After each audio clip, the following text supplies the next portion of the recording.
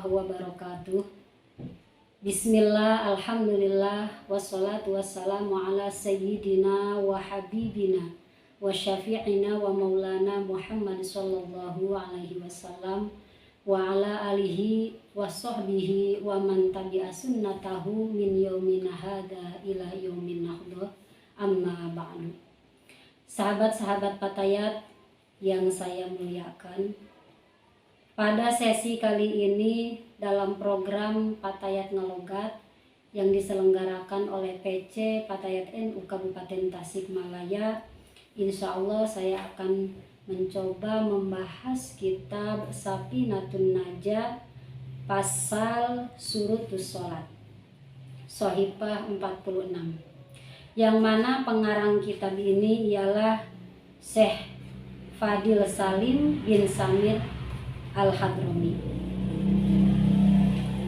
Qala al-muallifu rahimahullahu ta'ala wa nafa'ana bi ulumihim wa barakatihim fid dini wa dunya wal akhirah. Allahumma zidna ilman nafi'an warzuqna fahman bi rahmatika ya arhamar rahimin. Bismillahirrahmanirrahim. Ila hadratin nabiyil mustafa syafa'ati Rasulillah sallallahu alaihi wasallam ala alihi wasallam. Khususan adalah mu'alif kita, khususan Syekh Ghafarallahu dzunubahum wa syatarallahu yubahum rahimahum. Al-Fatihah. A'udzu billahi minasyaitonir rajim. Bismillahirrahmanirrahim. Alhamdulillahi rabbil alamin arrahmanir rahim maliki yaumiddin. Iyyaka na'budu wa iyyaka nasta'in ihdinas siratal mustaqim siratal ladzina an'amta 'alaihim ghairil maghdubi 'alaihim waladdallin. Bismillahirrahmanirrahim. Paslun ari ieu eta hiji pasal. Syurutus sholati ari pirang-pirang syarat sahna sholat. Sama niatun eta aya 8. Toharatul hadasaini tegesna kahiji suci tina 2 hadas. Wa toharatu sareng kaduana suci anin najasati tina pirang-pirang najis. Bisaubi dina pakaiana wal badani sareng dina badana wal makani sareng dina tempatna wa syatrul aurati sareng katiluna nutupan aurat. Wastiqbalul kiblati sareng kaopatna mayun ka kiblat. Wadukhulul waqti sareng kalimana tos asup waktu. Wal ilmu sareng kagenepna terang bipardiyatiha kana kaparduanana itu sholat.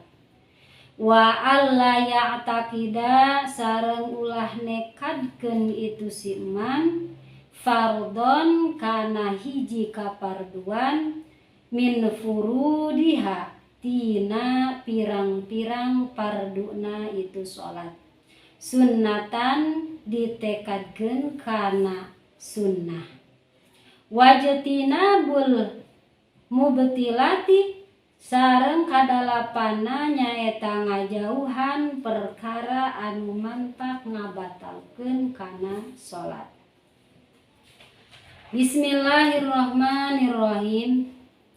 Dalam pasal ini musonif menjelaskan tentang syarat-syarat sahnya sholat.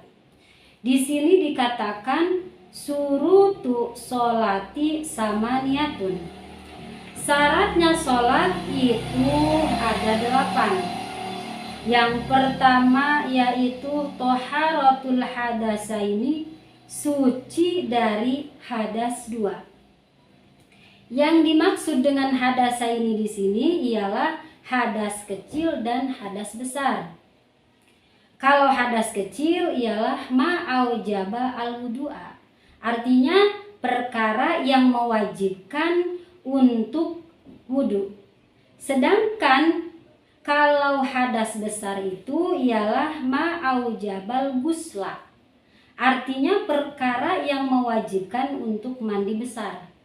Contohnya seperti nifas, haid, wiladah, atau keluar air mani. Syarat sahnya sholat yang kedua yaitu toharatu anin najasati, suci dari najis, pisaubi wal badani wal makan. Jadi pakaian kita, badan kita, termasuk tempat yang kita pakai untuk sholat itu juga harus suci dari najis. Dalam masalah najis yang berkaitan dengan sholat dan ma'ul qalil ini terbagi 4. Yang pertama, ada najis yang dimaafkan ketika mengenai pakaian dan mengenai air. Yang kedua yaitu najis yang dimaafkan ketika mengenai pakaian namun tidak dimaafkan ketika mengenai air. Seperti darah yang volumenya sedikit, misal kayak bisul atau kayak jerawat. Yang ketiga, ada najis yang tidak dimaafkan ketika mengenai pakaian namun dimaafkan ketika mengenai air. Contoh seperti kita sedang melaksanakan sholat, pas kita melihat di pakaian kita ada semut yang sudah mati. Yang keempat yaitu najis yang tidak dimaafkan baik ketika mengenai pakaian maupun mengenai air, seperti air kencing, kotoran manusia, atau kotoran binatang. Lalu syarat sahnya sholat yang ketiga yaitu satrul aurati. Satrul aurati menutup aurat. Yang mana aurat lelaki yang wajib ditutupi?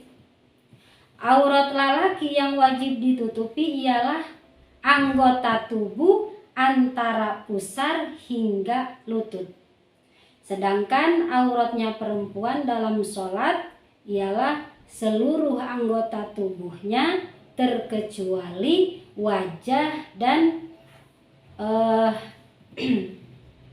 telapak tangan baik luar ataupun dalam hingga batas pergelangan.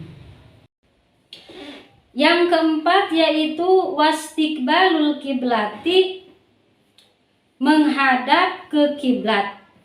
Karena memang kiblatnya umat Islam seluruh dunia itu adalah Ka'bah yang berada di Mekah.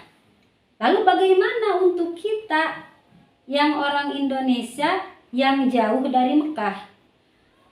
Maka untuk kita cukup dengan don qawi, sangkaan yang kuat, dan juga harus menggunakan perjalanan ijtihad seperti memakai kompas atau padom atau juga dengan melihat arah matahari. Nomor kelimanya yaitu waduhulul wakti. Waduhulul wakti, syarat sahnya sholat yang kelima yaitu sudah masuk waktu sholat. Baik itu dengan mendengar suara azan atau dengan perjalanan yakin ataupun dengan don qawi. Selanjutnya syarat sahnya sholat yang nomor keenamnya yaitu wal ilmu bifardiyatiha, mengetahui fardu-fardunya sholat sebagaimana dikatakan dalam kitab Safinah ini bahwa fardunya sholat itu ada 17. Di antara 17 itu yaitu termasuk takbiratul ihram, mengucapkan lafaz Allahu Akbar sambil mengangkatkan kedua tangan. Lalu syarat sholat yang ketujuh ialah tidak meyakini satu fardu pun sebagai sunat. Seperti yang kita tahu bahwa bacaan Fatihah dalam sholat itu termasuk fardunya sholat. bukan sunnah. Nah, apabila kita meyakini bahwa Fatihah itu adalah sunnah, maka batallah sholat kita.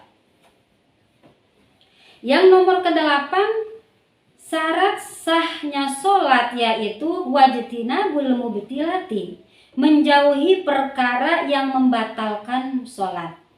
Contohnya seperti mengucapkan 2 huruf atau 1 huruf yang bisa dipahami. Demikian sahabat, kita akhiri dengan pembacaan hamdalah. Alhamdulillahirabbil alamin. Wallahul muwaffiq ila aqwamit thoriq. Wassalamualaikum warahmatullahi wabarakatuh.